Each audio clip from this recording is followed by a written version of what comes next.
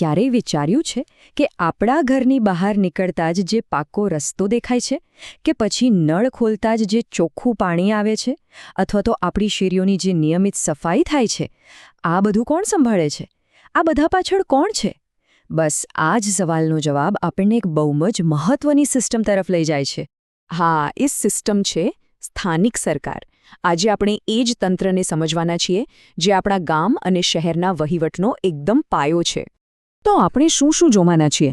પહેલાં તો સમજીશું કે સ્થાનિક સરકાર છે શું. પછી ગ્રામીણ વિસ્તારોમાં જે પંચાયતી રાજ છે એનું આખું સ્ટ્રક્ચર જોઈશું. એ પછી શહેરોમાં વહીવટ કઈ રીતે થાય છે એના પર વાત કરીશું. એમની સત્તા અને જવાબદારીઓ શું છે એ પણ જાણીશું. અને છેલ્લે ગ્રામસભા જે લોકશાહીનો પાયો ગણાય છે એના વિશે વાત કરીશું. ચાલો ત્યારે શરૂઆત કરીએ આપણા પહેલા મુદ્દાથી, સ્થાનિક સરકાર એક પરિચય. તો જુઓ, સ્થાનિક સરકારને આપણે મોટા ભાગે બે હિસ્સામાં વહેંચી શકીએ. એક છે ગ્રામીણ પ્રશાસન, એટલે કે જે ગામડાનો વહીવટ સંભાળે છે, અને બીજું છે શહેરી પ્રશાસન, જે શહેરોની દેખરેખ રાખે છે. સિમ્પલ છે નહીં? બંનેનું કામ પોતપોતાના વિસ્તારના લોકોને જરૂરી સગવડો આપવાનું છે. સારું, તો ગ્રામીણ પ્રશાસનથી શરૂઆત કરીએ, જેને આપણે બધા પંચાયતી રાજ તરીકે પણ ઓળખીએ છીએ. આપણા દેશમાં પંચાયતી રાજનું એકદમ વ્યવસ્થિત 3 સ્તરનું માળખું છે. તમે જોઈ શકો છો, સૌથી નીચેના લેવલ પર છે ગ્રામ પંચાયત, એની ઉપર આવે તાલુકા પંચાયત અને સૌથી ટોપ પર છે જિલ્લા પંચાયત. આ ત્રણેય એકબીજા સાથે મળીને ગામડાઓના વિકાસનું કામ કરે છે. એક આખી ચેઇન છે, એમ સમજો. ચાલો, તો હવે આ ત્રણેય સ્તરને જરા ડિટેલમાં સમજીએ. પહેલાં વાત કરીએ ગ્રામ પંચાયતની. આ છે ને પંચાયતી રાજનો એકદમ પાયાનો યુનિટ છે. એ સીધી જ ગામના લોકો સાથે જોડાયેલી હોય છે. એના જે ચૂંટાયેલા વડા હોય એમને આપણે સરપંચ કહીએ છીએ. અને જે સરકારી કામકાજ છે, વહીવટી કાર્યો, એ સરકાર દ્વારા નિમાયેલા તલાટી કમ મંત્રી સંભાળે છે. ગ્રામ પંચાયતની ઉપર આવે છે તાલુકા પંચાયત. એનું કામ શું? તો આખા તાલુકાની જેટલી પણ ગ્રામ પંચાયતો હોય એ બધાના કામ પર નજર રાખવાનું અને એમની વચ્ચે સંકલન કરવાનું. અહીં જે મુખ્ય વહીવટી અધિકારી હોય છે એ છે તાલુકા વિકાસ અધિકારી, જેને આપણે શોર્ટમાં TDO કહીએ છીએ. અને હવે આવ્યું સૌથી ઉપરનું, એટલે કે ત્રીજું સ્તર, જિલ્લા પંચાયત. આખા જિલ્લાની વિકાસની યોજનાઓ બનાવવાનું અને એને લાગુ કરવાનું કામ આ સંસ્થા કરે છે. અને અહીંના જે મુખ્ય વહીવટી વડા છે એમને કહેવાય છે જિલ્લા વિકાસ અધિકારી, એટલે કે DDO. તો જોયું, ગામથી લઈને જિલ્લા સુધી કેવી સરસ રીતે આખી સિસ્ટમ ગોઠવાયેલી છે. ગ્રામીણ માળખું તો આપણે બરાબર સમજી લીધું. હવે વારો છે શહેરી વિસ્તારોનો.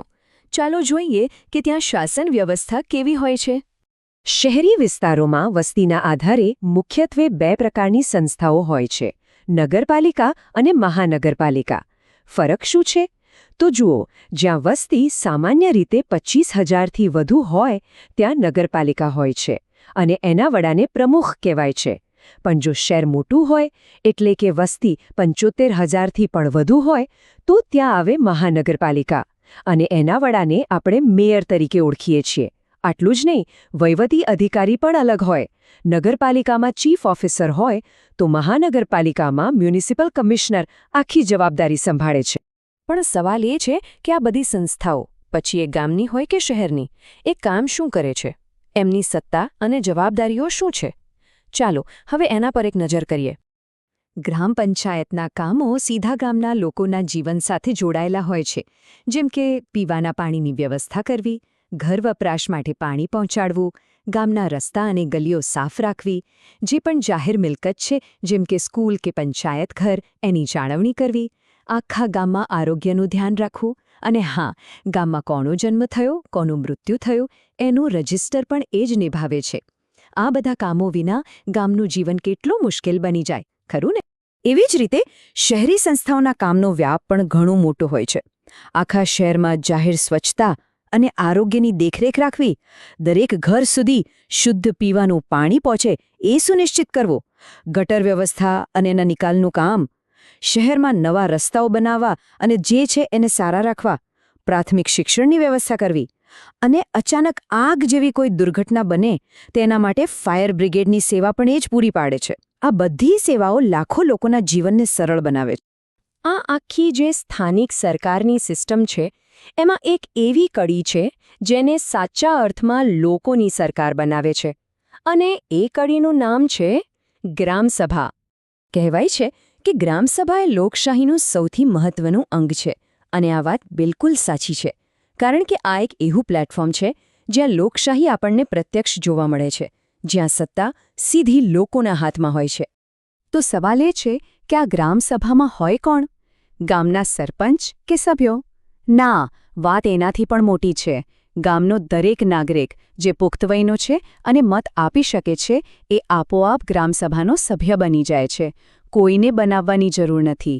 અને કાયદા મુજબ વર્ષમાં ઓછામાં ઓછી 2 વાર તો ગ્રામસભાની બેઠક બોલાવવી જ પડે. એ ફરજિયાત છે. અને આ બેઠકોમાં થાય છે શું? અહીં ગામના બધા લોકો ભેગા થાય છે અને ગામના વિકાસના કામો વિશે ખુલ્લી ચર્ચા કરે છે. ગામમાં પહેલાં કયું કામ કરવું જોઈએ, આપણી સમસ્યાઓ શું છે, એનું સોલ્યુશન શું હોઈ શકે, આ બધા નિર્ણયો કોઈ એક વ્યક્તિ નહીં પણ બધા સાથે મળીને લે છે. આનાથી શાસનમાં પારદર્શિતા આવે છે અને લોકો પોતે શાસનનો ભાગ બને છે. તો આ આખી વાત સમજ્યા પછી એક છેલ્લો પણ બહુ મહત્વનો સવાલ મનમાં આવે છે. સ્થાનિક સરકાર અને ગ્રામસભા જેવી સિસ્ટમ આપણને શાસનમાં સીધો ભાગ લેવાની તક આપે છે. તો પછી એક જાગૃત નાગરિક તરીકે આપણી આ લોકશાહીને છેક પાયાના સ્તરેથી મજબૂત બનાવવા માટે આપણો શું રોલ હોઈ શકે? આ પ્રશ્ન પર વિચારવા જેવું ખરું.